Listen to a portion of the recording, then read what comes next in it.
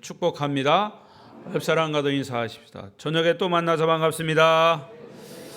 잘 오셨습니다. 은혜 많이 받으세요. 비대면 영상으로 예배하시는 분들 중에도 주의 은혜가 함께 하시기를 바랍니다. 거듭 말씀드리지만 설교는 성경에 기록된 하나님, 성경에 나타난 예수님, 성경 속에서 역사하시는 성령님의 말씀을 그대로 전하는 것입니다. 그래서 성경의 말씀을 전할 때 그 속에서 말씀을 통해서 살아계신 하나님을 만나고 예수 그리스도를 만나고 성령의 역사를 경험하는 것입니다. 오늘도 그런 은혜가 있으시기를 바랍니다. 졸리시면 저 뒤에 가 서 계세요. 서 계시면서 말씀을 듣는 거하고 앉아 계시면서 졸면서 안 듣는 거하고는 달라요. 여러분 한 사람씩 설교 시간에 여기 한번 세워서서 성도들이 어떻게 예배드리나 한번 전부 다 구경시켜 드리고 싶어. 돌아가면서 서 있는 거는 피곤하면 여기 앉아 계시면서 한번 성도들이 예배를 어떻게 드리나. 그러니까 여러분 그거는 하나님이 보고 계신다는 거죠. 하나님이. 예배는 하나님을 만나는 그런 현장입니다. 아멘. 그러니까 예배를 생명처럼 여기시고 예배의 자리에 왔으면 성경에 기록된 하나님의 말씀을 집중해서 들으시고.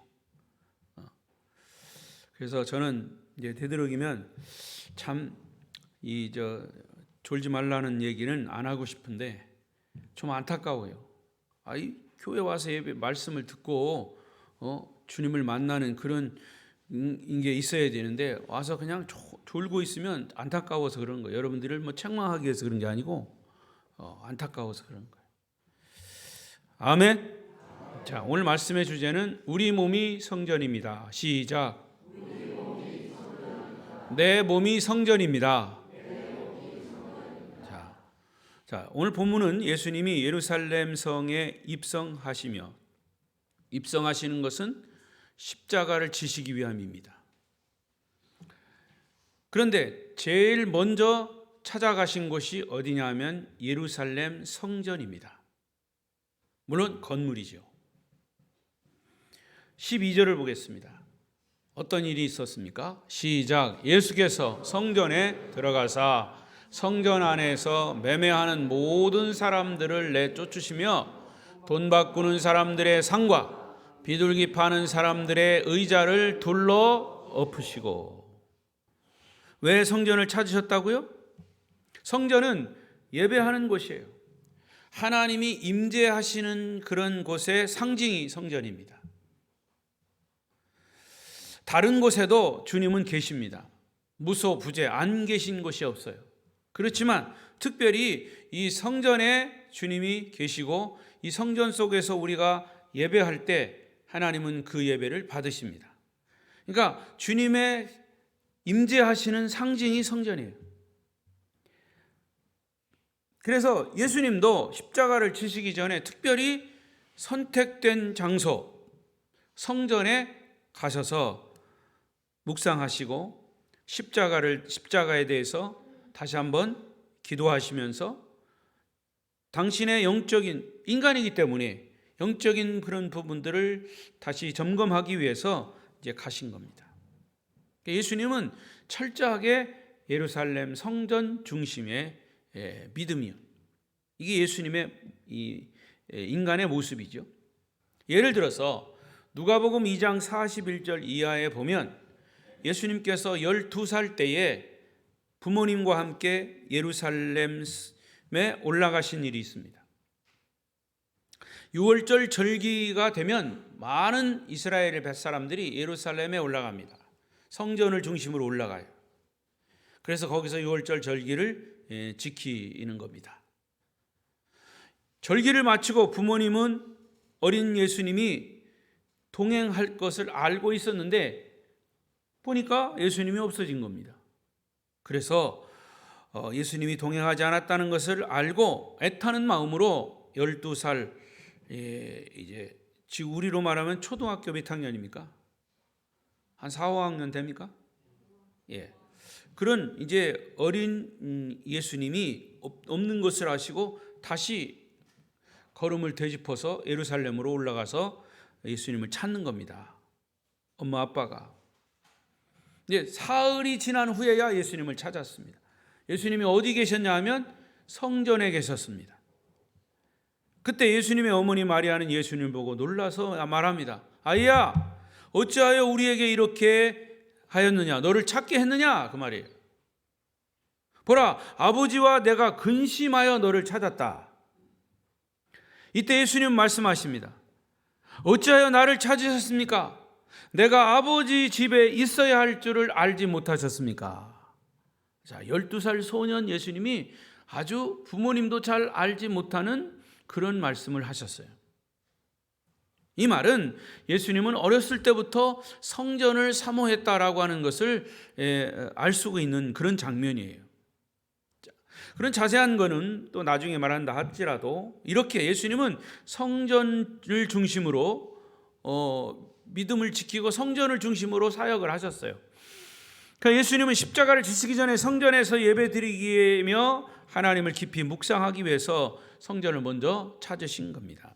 자, 그런데 성전에 들어서자마자 주님의 눈에 거스리는, 여기 성경의 표현대로라면 이상한 일들을 보았다 그랬어요. 성전에서 장사하는 사람들을 보신 겁니다.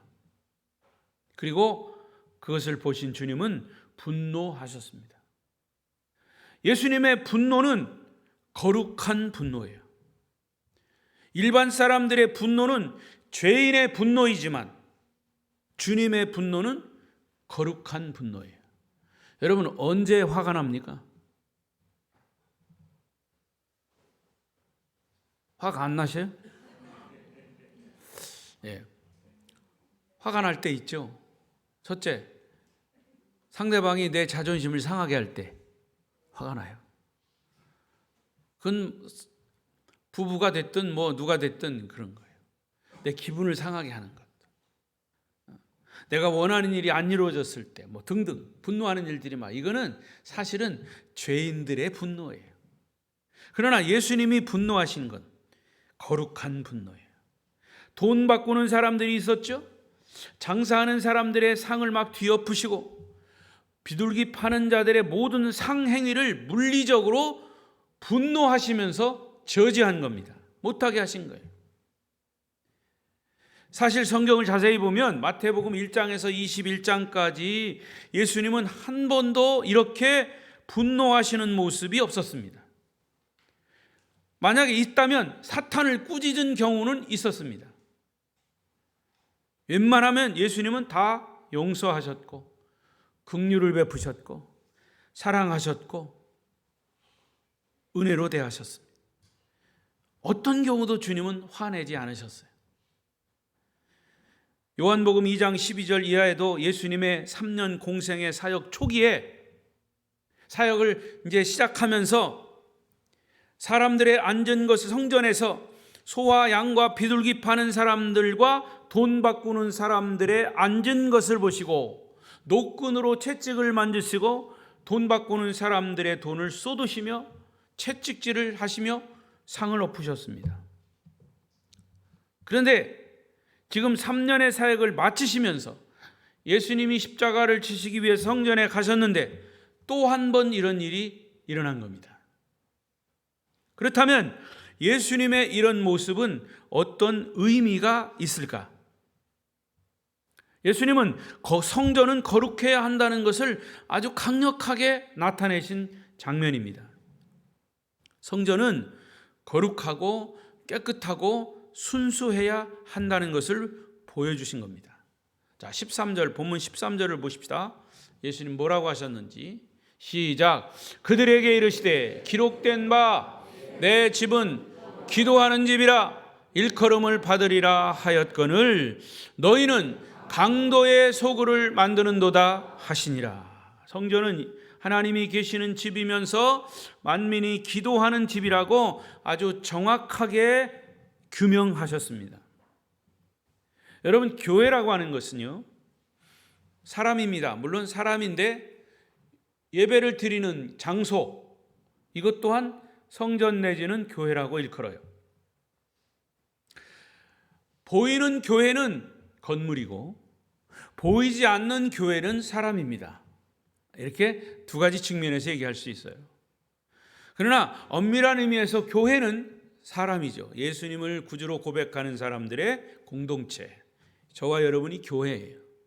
그러나 이렇게 이 교회라고 예수님을 고백하는 사람들이 모여서 하나님을 찬양하고 예배하는 곳이 또한 교회고, 구약으로 말하면 성전입니다. 그러니까 이 성전은 뭐 하는 곳이냐?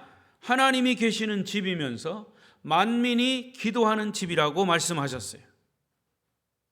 교회는 상처받고 버림받은 사람들이 주님 앞에 나와서 치유받고 위로받고 기도로 주님과 소통하는 곳.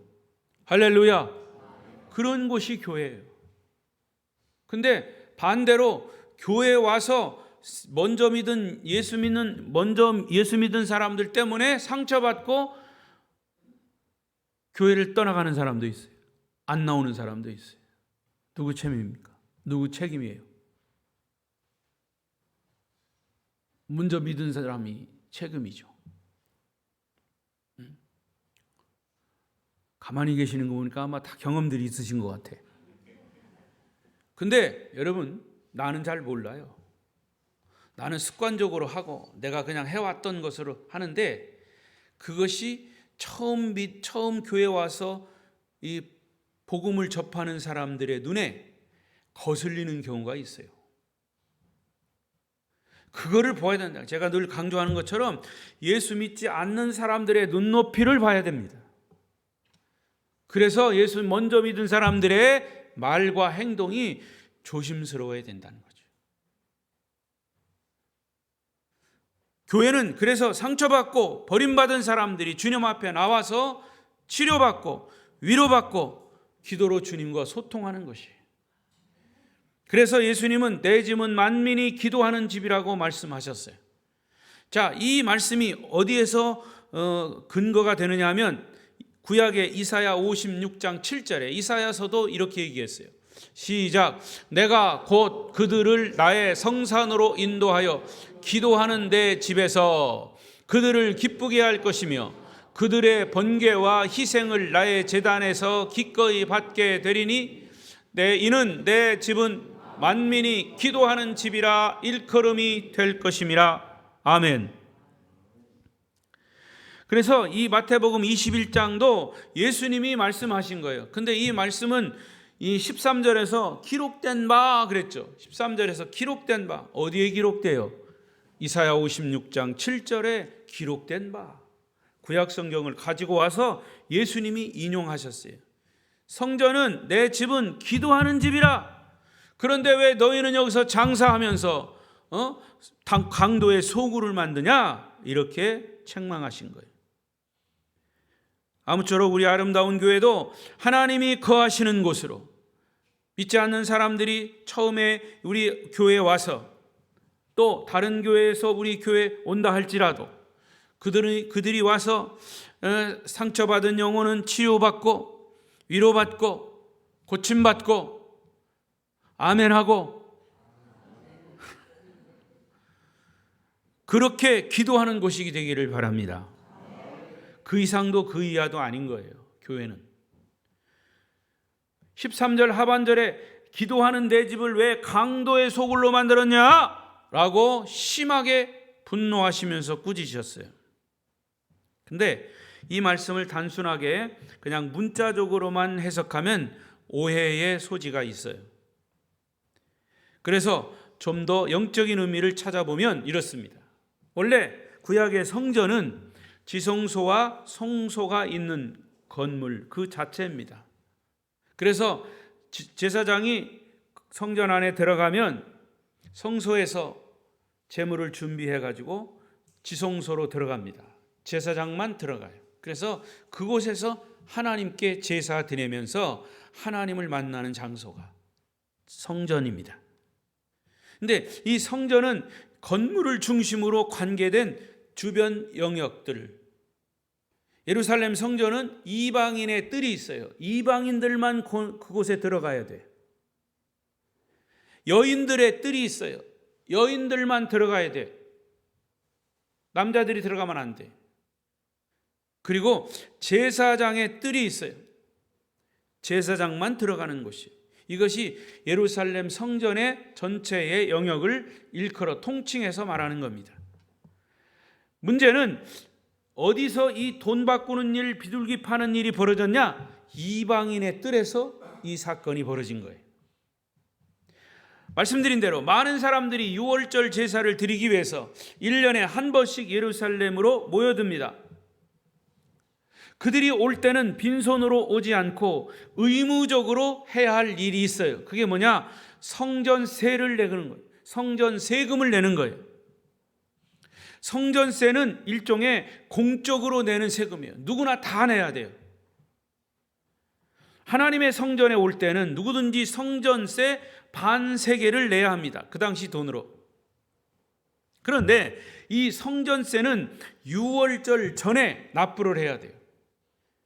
유월절을 지키기 위해 성전에 오면 성전세가 이미 사람들, 참석하는 사람들은 성전세금을 내 있어야 돼요. 요즘으로 말하면 성전세금 낸 영수증이 있어야 돼요. 만약에 그 성전세를 납부하지 못하면 다시 유월절 절기를 지키지도 못하고 예루살렘 거길 못 내, 다시 다른 날 와가지고 예루살렘 성전에 올라가서 성전세금을 내야 하는 번거로움이 있다. 그래서 사람들은 유월절에 예루살렘에 오는 길에 미리 납부하기 위해서 거기 몰리는 겁니다. 그들의 편리를 위해서 유월절 기간 동안 일종의 환전소를 만들었어요. 그게 이방인의 뜰입니다.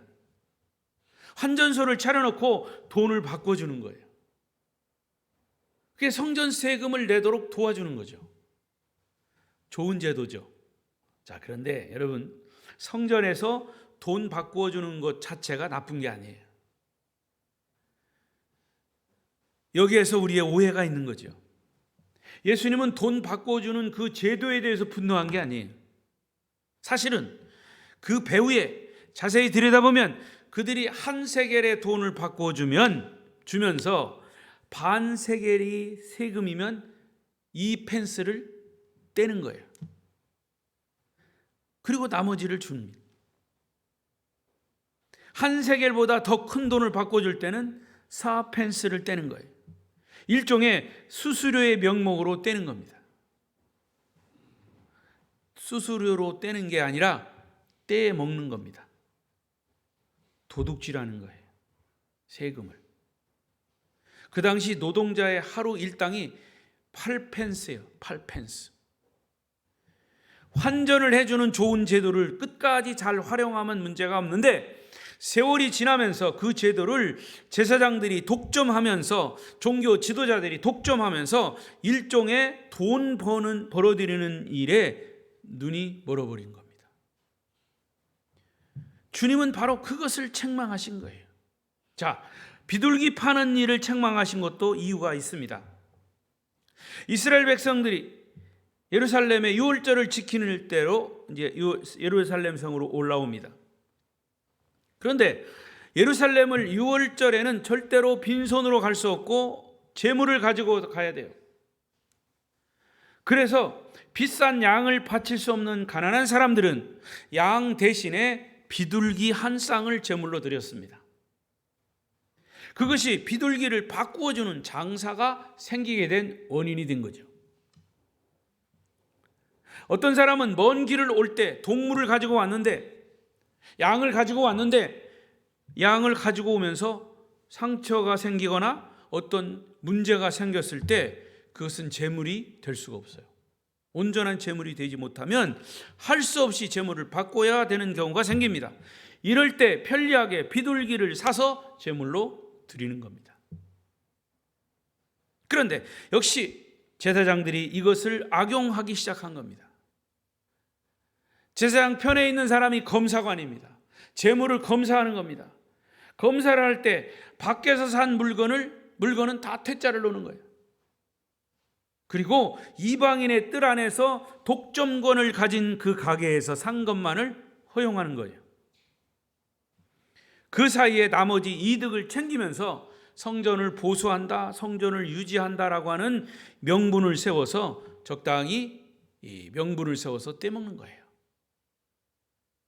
하나님께 드리는 제사에 관심이 있는 것이 아니라 어떻게 하면 수입을 올리는데 많은 수익을 남길까라고 하는데 관심을 가지고 열을 올리는 겁니다. 제사에는 마음이 없고 뭐에 마음이 있다? 제사밥에 마음이 있다라는 말이에요. 이건 뭐 불교에서 나온 얘기 같지만 사실은 이게 기독교 안에서도 이런 일이 생긴 거예요. 이것을 아신 예수님이 분노하신 겁니다. 분노하신 거예요. 제도에 대한 분노가 아니라 제도를 악용하는 사람들에 대한 분노입니다. 양을 바치지 못하고 비둘기를 바쳐야 하는 가난한 사람들을 그야말로 하나님의 이름으로 착취한 것에 주님은 분노하신 겁니다. 이와 같이 교회도 인간의 욕심이나 돈을 버는 것에 관심을 갖기 시작하면 주님의 거룩한 분노가 있습니다. 요즘 세상의 교회도 그렇게 많이 타락을 했어요. 예수의 이름으로 장사하는 사람, 예수의 이름으로 교회를 사고 팔고 하는 사람들 얼마나 많이 생겼는지 몰라요. 따라서 오늘날도 교회가 지켜야 할 것은 순수함과 거룩함이야. 가정에서도 부부 사이가 제일 중요한 문제는 남편이 열심히 돈을 벌어와도 여자가 뒷구멍으로 다 그냥 이거 사고 저거 사고 저거 사고 이거 사고 다 그냥 허비해버리면 신뢰가 떨어지는 거예요. 신뢰하지 못하면 부부 사이는 금이 가는 거예요. 순결함과 거룩함을 잃어버리면 믿음이 깨지는 겁니다. 예수님과 구원받은 우리는 영적 신랑이신 예수님, 영적 신부인 우리 신랑과 신부 사이입니다. 과연 우리는 하나님 앞에서 겸손한가, 정직한가, 진실한가를 중요하게 보아야 합니다. 따라서 예배라고 하는 것은, 참된 예배는 이러한 더러운 동기를, 잘못된 욕심을 우리의 고백과 함께, 회개와 함께 예수 그리스도의 피로 정결케 하는 것입니다. 그것이 바로 예배의 현장인 거예요. 하나님이 원하시는 것은 제사가 아니라 상한 심령이라 그랬습니다. 주님은 이렇게 성전을 청소하시고 난 후에 교회의 본질을 곧바로 행하셨어요. 교회에서 하는 게 뭐냐? 14절 시작. 맹인과 저는 자들이 성전에서 예수께 나오매 고쳐주시니. 성전을 청소하시는 일이 부정적인 면이라면 병자들을 치유하시는 면은 긍정적인 면이에요. 주님은 병약하고 절망에 빠진 영혼들, 방황하는 영혼들을 사랑하시고 그들을 치유하시며 만져주시고 기도해 주시고 아픔을 고쳐주셨습니다. 이런 일들이 바로 교회 안에서 일어나야 합니다. 잃어버린 영혼, 방황하는 영혼, 죽어가는 영혼들이 찾아오는 것이 교회며 그들을 치유하는 것이 교회여야 할 줄로 믿습니다. 우리 아름다운 교회에서 이런 하나님의 치유의 능력이 나타나기를 바랍니다. 육체와 영혼의 병든 자들이 복음을 듣고 다시 살아나는 은혜의 기적들이, 그런 은혜의 기적이 상식이 되는 아름다운 교회 되기를 축복합니다. 이제 마지막으로 오늘 본문이 뜻하는 중요한 영적인 진리가 있습니다. 자, 예수님이 성전을 청소하신다는 것은 눈에 보이는, 아까 말씀드린 눈에 보이는 건물을 의미하기도 하지만 내 안에 있는, 내 몸에 있는 성전, 즉 성령의 전인 우리 몸을 청소하신다는 의미도 있습니다. 요한복음 2장 19절에 주님은 이런 말씀을 하셨어요. 요한복음 2장 19절 시작. 예수께서 대답하여 이르시되,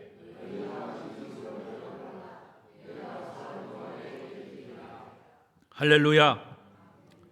예수께서 이르시되 너희가 이 성전을 헐라. 내가 사흘 동안에 일으키리라.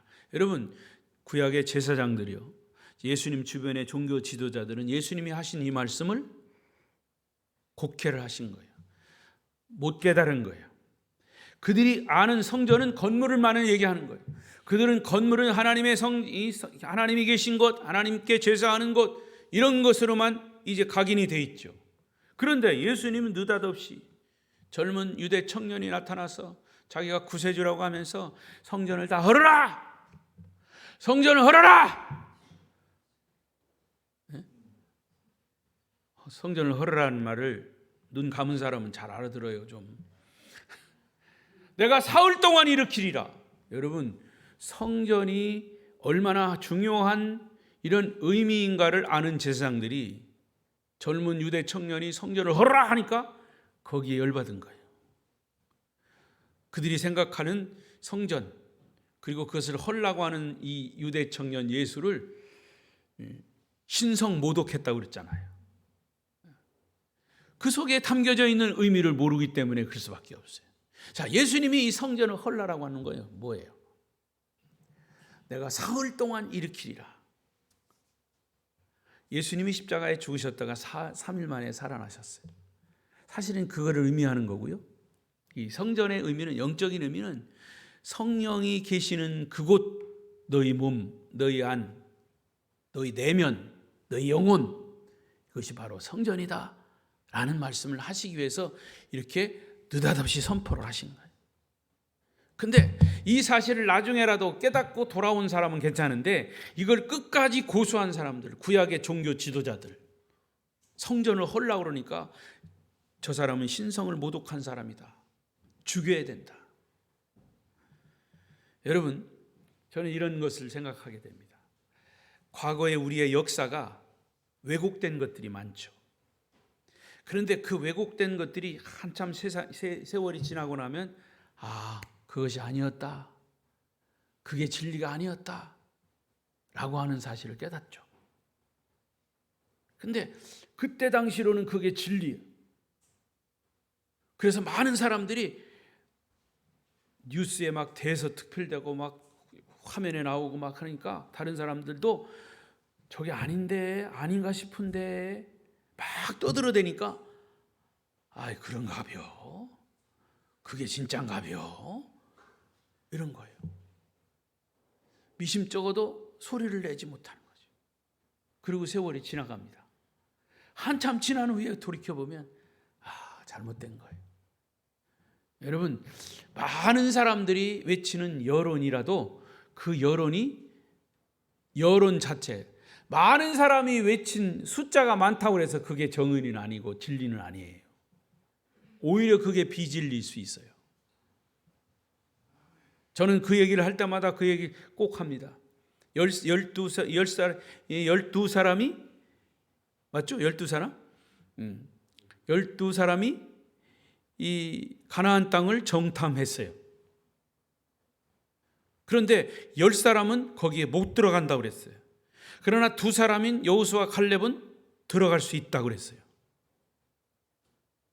다수결로 합시다. 다수결로 했으면 못 들어갔어요. 왜? 10대 2인데. 그 10은 여론이에요. 여론. 거기서 막 여론을 일으킵니다. 막. 그러나 여호수아와 갈렙은 숫자는 적어도 그들에게는 뭐가 있었느냐? 아브라함 때부터 하나님이 약속한 땅이 가나안 땅이라고 하는 것을 확신하고 있었어요. 다시 말하면 하나님이 말씀하신 것을 믿는 믿음이 있었다 그 말이에요. 그래서 사실은 거기에 자세히는 안 나왔지만 목숨 걸고 여호수아는, 갈렙은 그걸 외친 겁니다. 절대로 우리는 하나님이 약속한 말씀을 우리는 들어가야 된다. 들어갈 수 있다. 누가 이겼습니까? 진리를 지킨 사람이 이긴 겁니다. 할렐루야. 그래서 여러분, 기준은요, 여론이 기준이 아니에요. 하나님의 말씀이 기준이에요. 그래서 이 요한복음 2장 19절은 복음을 듣고 거듭나야 한다라는 말을 유대인들은 이해하지 못하고, 어떻게 100년 동안 지은 성전, 예루살렘 성전을 사흘 만에 다시 지을 수 있겠느냐? 헐고 다시 어떻게 사흘 동안 지을 수 있겠느냐라고 오해를 한 거예요. 거기에 담겨진 예수님이 하신 말씀 속에 담겨져 있는 의미를 전혀 못 깨달은 거죠. 그래서 요한은 21절에 설명을 덧붙였어요. 시작. 그러나 예수는 성전된 자기 육체를 가리켜 말씀하신 것이라. 할렐루야. 예수님은 자기가 십자가에 죽고 사흘 만에 다시 부활한다는 사실을 말씀하신 거예요. 그래서 예수님의 몸이 성전이다라는 것을 거기서 말씀하신 겁니다. 예수님의 몸이 성전이에요. 어떻게 강도의 소굴을 만들 수 있겠느냐? 교회는 그리스도의 몸입니다. 교회는 주님의 몸이기 때문에 건물은 파괴될지 몰라도 주님은 파괴되지 않습니다. 주님은 무너지지 않습니다. 사망의 권세도 이기십니다. 부활하셨습니다. 주님이 어떻게 무너지고 파괴될 수 있습니까? 그래서 사도 바울은 이 부분을 아주 구체적으로 고린도전서에서 설명합니다. 3장 16절 시작. 너희가 하나님의 성전인 것과 하나님의 성령이 너희 안에 거 계시는 것을 알지 못하느냐. 교회는 그리스도의 몸이요 성전은 그리스도의 성전일 뿐 아니라 성령 받고 구원받은 우리 그리스도인의 몸도 성전인 것입니다. 너희가 성령을 받았느냐? 성령이 너희 마음속에 있느냐? 그러면 너희 몸은 성전이라 말씀했어요. 그러므로 먼저 가장 깨끗하게 청소해야 할 부분이 어디냐? 우리의 몸이에요. 집에 가서 목욕하라는 얘기가 아니잖아요. 우리의 몸, 우리의 육과 우리의 영혼을 깨끗이 하라는 거죠. 그래서 성경은 말씀하시기를 누구든지 자신을 속이지 말라. 고린도서 3장 17절에 그랬어요. 시작. 누구든지 하나님의 성전을 더럽히면 하나님이 그 사람을 멸하시리라. 하나님의 성전은 거룩하니 너희도 거룩하라. 그리고 고린도전서 6장 15절 16절에 아주 구체적으로 우리 몸이 성전인데 그 성전에 적용해야 할 부분을 이렇게 얘기하셨어요. 시작. 너희 몸이 그리스도의 지체인 줄을 알지 못하느냐? 내가 그리스도의 지체를 가지고 장녀의 지체를 만들겠느냐? 결코 그럴 수 없느니라. 창녀와 합하는 자는 그와 한 몸인 줄을 알지 못하느냐? 일러스되 둘이 한 육체가 된다 하셨나니 하나님의 거룩한 성전인 몸을 어떻게 창녀와 한 몸을 만들겠느냐? 이 말씀을 적용해 본다면 이렇습니다. 어떻게 거룩한 성전인 우리 몸에 더러운 술, 더러운 담배, 더러운 마약 이런 것들을 부어 넣겠느냐? 그런 말이에요. 바로 깨달음이 있으시길 바랍니다. 그래서 이 말씀을 바로 깨달으면 술, 담배 금방 끊을 수 있어요. 습관 때문에 못 끊어요? 거짓말하지 말아요. 내 몸이 거룩한 성전인데 거룩한 곳에다가 여러분 집 안방에다가 쓰레기 잔뜩 버리고, 예? 여러분 음식 쓰레기 여러분 안방에다 다 뿌려보세요. 좋아 나빠? 기분 나쁘니까 말도 안 하시네. 그런 거나 마찬가지잖아요. 우리의 몸이 거룩한 성전인데 어떻게 더러운 것들을 내 속에 넣냐 이거 말이에요. 거룩한 쓰레기를 어떻게 안방에다가 잠자는 데다가 밥 먹는 데다가 넣냐 이거. 그러니까 담배 피우고 술 마신다고 구원이 없다는 얘기가 아닙니다. 여러분의 몸이 하나님의 집인데 그 집 속에 어떻게 독약과 마약과 더러운 것들을 집어넣을 수 있느냐? 우리가 먼저 청소해야 할 집은 바로 내 몸이다 그 말이에요. 오늘 주님의 말씀에 성전을 청소하신다는 것은 결국 구원받은 우리의 몸인 성전을 청소하신다는 뜻으로 받아들이시기를 바랍니다. 우리 몸은 거룩함을 유지해야 합니다. 성령으로 충만해야 합니다. 복음으로 충만해야 합니다. 하나님이 원하시는 대로 우리 몸을 사용해야 한다는 말씀이죠. 아무쪼록 아름다운 게 모든 성도들의 몸은 육체와 영혼은 하나님께 예배하는 자들로 부족함이 없는 성전으로 사용되시기를 축복합니다. 축복합니다. 기도하겠습니다. 통성으로 기도하겠습니다. 하나님, 우리의 몸이 더럽게 사용되었다면 용서해 주십시오.